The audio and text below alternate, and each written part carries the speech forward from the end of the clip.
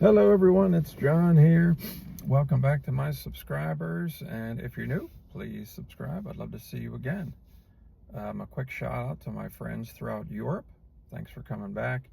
And a reminder, and some of you might not know this, I've had some really nice one-on-one meetings with some people here. So if you have the urge to talk to somebody that wants to listen, wants to help you, is not going to be judgmental, you can arrange that, doing a video meeting with me, and the info is in the description box. That's through the Faithia app. So I wanted to mention that.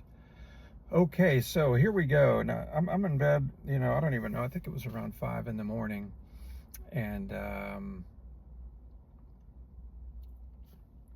just so I don't forget this, as I was driving over here, because this is not a phrase that I use, I'm thinking about doing this video, and like this came to me to say to you, keep your spiritual antennas up. And that might even be a specific word for someone, but I think it's good advice for all of us at this particular time in relationship to this video and to what I heard. So I'm in bed and I hear, go and seek the lost. And the way it was said, like after go, there was just the slightest pause, like God saying, go and seek the lost. So those those were the words. Seek. When you think about that, it's not just like be available if someone wants to talk to you, but seek them. So it's the gospel in general comes to mind. Just the ministry assignment, just like when Jesus told the disciples, he's going to be, leaving the earth in the flesh, and he wants them to spread the word.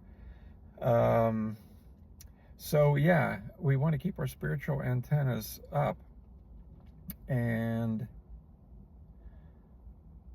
one of the things, there's times that you could pray for somebody. You're talking to somebody, and we need some spiritual, some boldness with this. But just imagine you're meeting someone. I'm just talking about like one-on-one situations, and sometimes we want to make sure we're not being overbearing, but it'd be like, hey, would you like me to pray about this for you? Or if you're talking to someone and if there's a way to just bring up salvation, let the Holy Spirit, even driving over here, I just wanted to speak this over all of us. May the Holy Spirit lead us with our words. Because, if we're seeking the lost, when we find them, so to speak, throughout life, we want to do the right thing. And I've just envisioned certain conversations, like when you can really be talking, like someone's, maybe you're out to lunch with a coworker or someone that and one base that I've always felt that I would want to cover, some people have experienced Christians that came across as they came across like they're all righteous, judgmental, and that's something personally that I want to say if I'm talking to somebody, to let them know,